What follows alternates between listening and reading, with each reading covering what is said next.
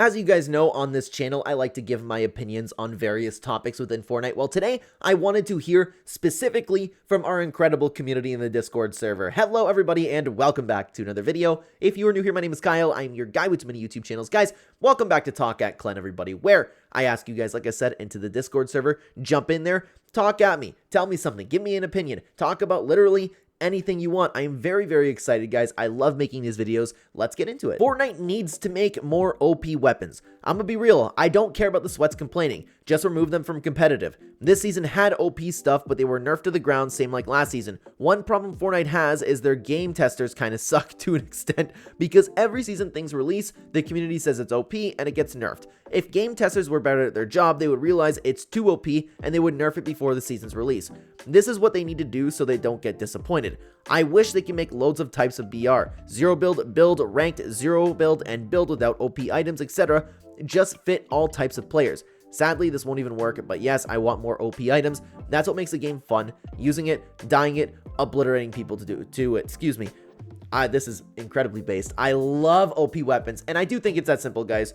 Ranked, competitive, make it totally fair, 100% balanced. But something that I loved about Fortnite is playing with the overpowered items. The wacky things that were just crazy out of control, those are the types of things that I look back on in Fortnite when I talk about like nostalgia and things like that, or even think about it to myself. Those are the types of things that made me really, really have fun with the game. So I absolutely love that. I don't know about the testers not being good at what they do. I would imagine that because the game is so well flushed out pretty well every single update, every single season, I like to say that, or I like to think that the Epic Games devs do a good job, but when it comes to balancing things, I don't know. And there's probably a lot behind the scenes that we don't know, but I love the idea of more OP weapons in BR. Wow, okay. Ninja and iTalk seem like people you would just hate, yet you weirdly speak positively about them. Could be wrong, but it's just an observation, alright? Well, I can't really speak for Ninja, but I do have like somewhat of a relationship with iTalk. I hope to get to know him more as time goes on, but for me, it's literally just about the individual. I don't know if, I don't really see why they would just be people that I hate. I would imagine, like, if I had to guess, which I could totally be wrong, and Crash, if you're in the comments, I'll look out for your comment if you want to comment on this. I would appreciate it. Perhaps it's because recently, I don't know about Chapter 6, but before that, they've been a little bit more negative on Fortnite. Maybe that's why, but even then, I wouldn't hate somebody for that. Everybody can like what they like. It's all about the individual to me, and I've had nothing but pleasant experiences with iTalk. I like iTalk. I don't know why you would think this, but again, I'd love to know in the comment section down below. And for Ninja, I don't know either. I do talk positively about them because I like them. I don't know. Regardless, let's move on. The community has a really big problem with expectations. People don't really think about how rumors and hype can affect their feelings about something whenever they're disappointed by something. We all have our own wants for Fortnite. We're only human. But people forget that Epic can't nor won't satisfy every want the community has for upcoming content. People let their imaginations get so wild for something that could be that they set themselves up for disappointment when Epic does end up adding new content. And while I like leaks as much as the next guy, they do end up feeding this cycle of high expectations. It doesn't help that from what I've seen in my corners of the Fortnite community, people will take word of the leakers like it's gospel without taking into consideration that things leakers say are not final and are subject to change. And Joaquin, extremely well said over there. I always say, I've said it a million times on this channel, keep your expectations in check. How many times has there been a brand new season or a brand new update where I'm playing it and I'm like, this is awesome, and people are like, this is the worst thing ever. But then before that, people are talking about like all the potential that can happen, all the map changes, the collaborations that can happen. Like, it's just expectations being way too high, and then no matter what, you're setting yourself up for disappointment. As you said about the imaginations, exact same thing. I agree about the leaks as well. It's not gospel. Very well said. I make this reply following the first mini event in Chapter 5 Season 4. Watching your most recent video on the outrage outline to the event, I've truly come to realize that the community loves to hate, not appreciate Fortnite in general. Personally, although I did not play the event live, it exceeded my expectations and looked very enjoyable. However, of course, the Fortnite community did not agree. In saying this, you have every right to disagree with my opinion. You can say you like or dislike this event, but as Clark said, it doesn't mean it's bad or lazy. Liking or disliking an event is of course subjective, and you're entitled to that opinion. However, to say it's bad with little to no constructive criticism, trying to undermine others' appreciation with terms like glazer, expecting this mini event to hit expectations of your peak dopamine spikes in Chapter 1, that's objectively the worst event from all of this. Objectively, this event was made with good structure and effort, containing cutscenes, voice lines, community event, and with good intention, literally being the only first event with a second event to come. We did not even expect this or even deserve it. A little Timmy has smiled. From this, you can make your subjective opinion of if you personally like it or dislike it. But to say it's a bad event with destructive rather than constructive criticism, trying to portray this opinion as superior, as fully objective, based on your subjective opinion is dishonest.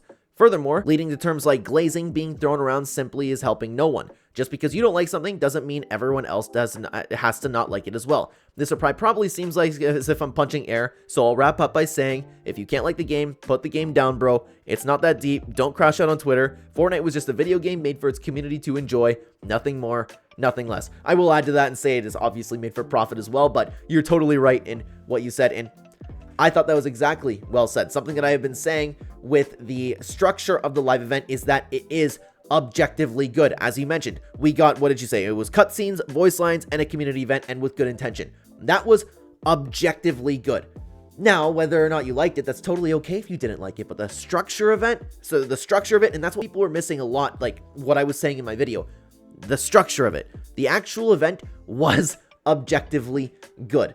I will say, because they didn't continue on with the Dr. Doom storyline, that part was very disappointing, but the event itself was awesome. I loved it.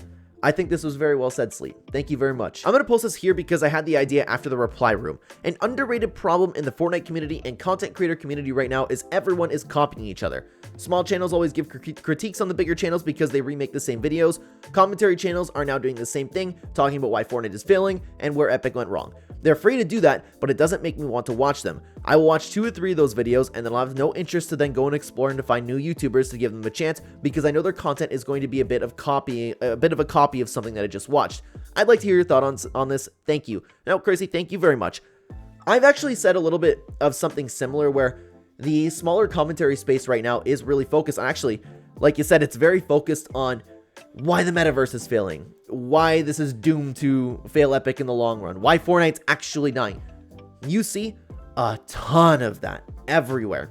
And I do predict that more people are going to be like you in the sense where people are going to get tired of that type of content.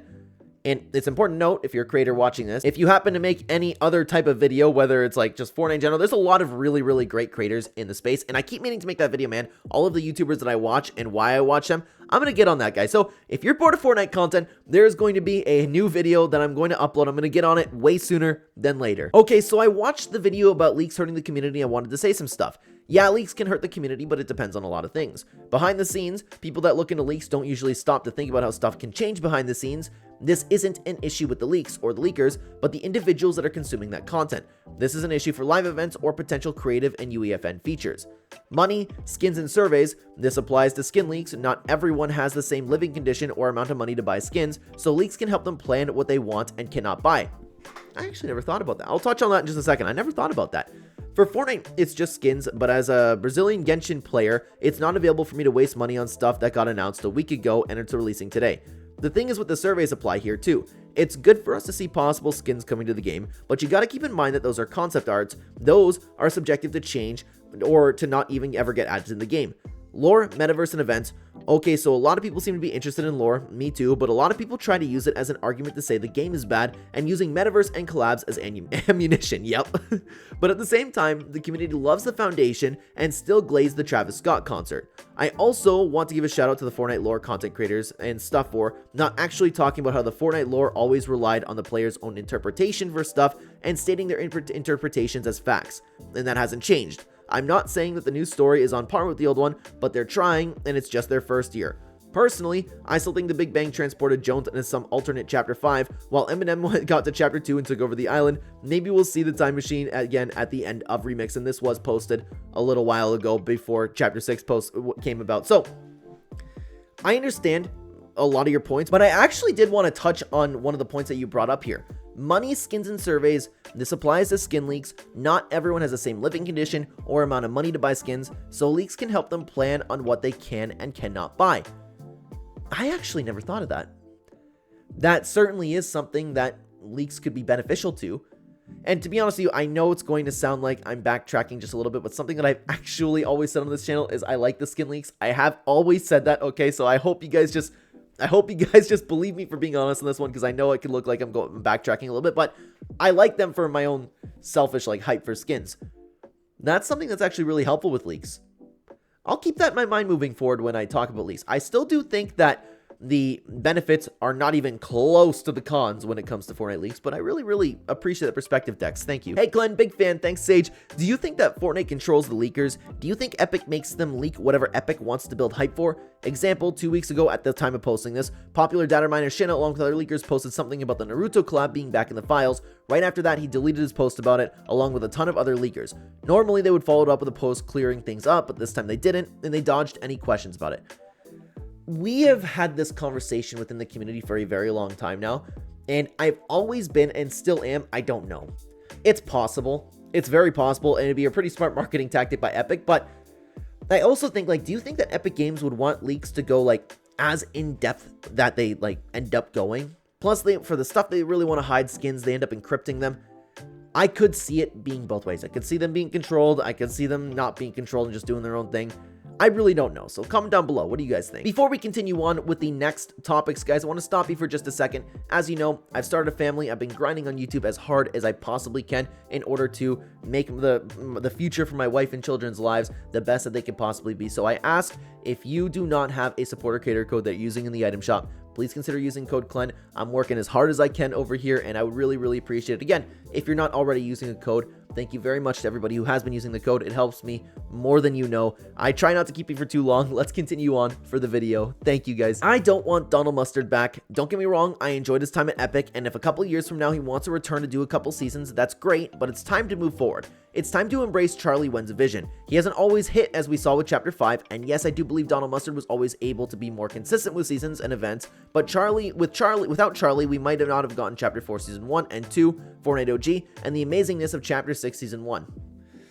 It's possible. It's possible. I would say, though, Donald Mustard, while I don't know if Donald Mustard would have brought OG Fortnite back, there have been some banger seasons with Donald Mustard, and I have to disagree with this one, Maddie. I understand that, and Charlie Wen has brought some fantastic content, some fantastic content, but a lot of it doesn't compare to Donald Mustard. Donald Mustard gave me Chapter 1 Season X and Chapter 2 Season 7. That cannot be beat, even Chapter 3 Season 1, but man, Chapter 4 Season 1 and 2, man, those are absolute S-tier seasons. So while I understand where you're coming from, I do want Donald Mustard to return. People are so quick to glaze the first seasons of a chapter. It doesn't matter if it's good or bad, but recency bias is crazy. People are already calling this chapter the best and that it has the best map when it's only less than a weekend at the time of posting this. It could end up being the best Season 1 map, or it could end up, it could be in the same as 3 months and be boring. Personally, I enjoy this map and I enjoy this season, but it's way too early to call it the best. When Chapter 3 Season 1 had 52 updates, new items every week, actual map updates and progression, story, and fun mythics without making the game unplayable, easily a top 5 season. This season could still beat it out, or it could be worse, but it's just too early. This community said the same thing about Oathbound and about Underground. Both ended up being extremely mid, if not some of the worst seasons in my opinion. I don't think Chapter 6 will be that, but it's just too early to say anything. This season is fun AF, but there are definitely issues. It's only a weekend, but the fact that his recency bias is real, and this kind of glazing happens nearly every season. Yep. There's a lot of times, it's funny, every time there's a new chapter, like, for sure, a new chapter, people glaze and say this is the greatest thing of all time, but for every season, it's either the greatest season of all time, or it is just the worst thing to ever hit.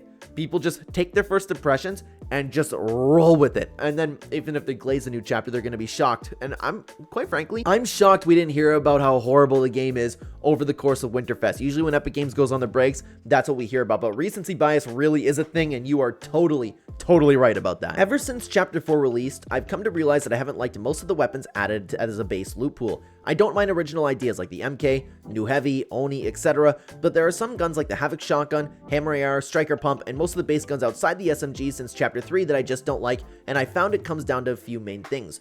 One, they're unnecessary. Back in Chapter 2, the OG loot pool was still around, but every season Epic created a new set of weapons. They weren't always good, but you still had the original weapons if you didn't like them. These included the sideways weapons, alien weapons, primal weapons, and other additional weapons added in as well. These were always new concepts that were unique and coexisted with old weapons.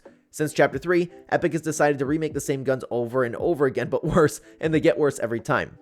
They always have worse stats than the OG version, but identical stats to the previous. Usually they're clunky and aren't original. Rather, I just must have the original weapons worse than a knockoff.